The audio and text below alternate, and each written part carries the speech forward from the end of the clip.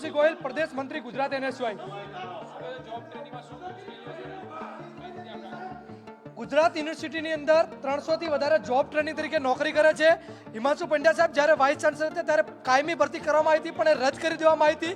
ત્યારબાદ આજ સુધી જે જોબ ટ્રેનિંગમાં 300 માણસો લેવામાં આવે છે એ ભાજપના સિન્ડિકેટ મેમ્બરના મળતિયા હોય, અહીંયા એક્ઝામિનેશન ડિપેન્ડના કલ્પેન્દ્ર વોરા હોય કે ડામોર હોય કે આવા 2-3 જે અધિકારીઓ નિયુક્ત કરે છે એમના જ લોકો હોય છે, બીજા કોઈ હોતા નથી।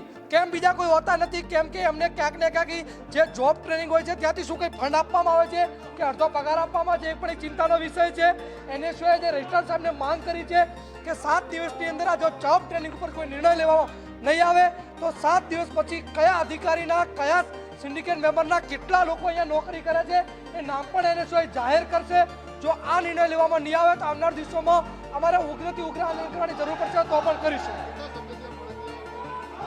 છેલ્લા 3 વર્ષથી કોવિડ પછીથી 3 વર્ષથી જોબ ટ્રેનિંગની મંજૂરી પૂરી થાય છે, પણ મંજૂરી પૂરી થયા પછી એના એ જ લોકો પાછા રિપીટ થાય છે। નવા વ્યક્તિ વિદ્યાર્થી તૈયારી કરતો અહીંયા અરજી આપવામાં આવે છે તો એની અરજી પણ લેવામાં નથી આવતી।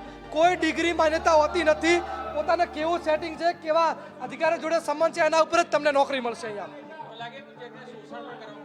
100% શોષણ પણ થાય છે। ભવિષ્યમાં તમે જોયું છે કે નોકરી આપવાની લાલચે બહેનો ઉપર શોષણ પણ થયું છે। ભવિષ્યના આવા કિસ્સાઓ યુનિવર્સિટીમાં બહાર આવશે તો પણ નવાઈ નથી। એટલે NSY અત્યારે માંગ કરે છે કે કમિટીની રચના કરી ઇન્ટરવ્યુ પદ્ધતિ કરી અને આવનાર દિવસોમાં નોકરી લેવામાં આવે।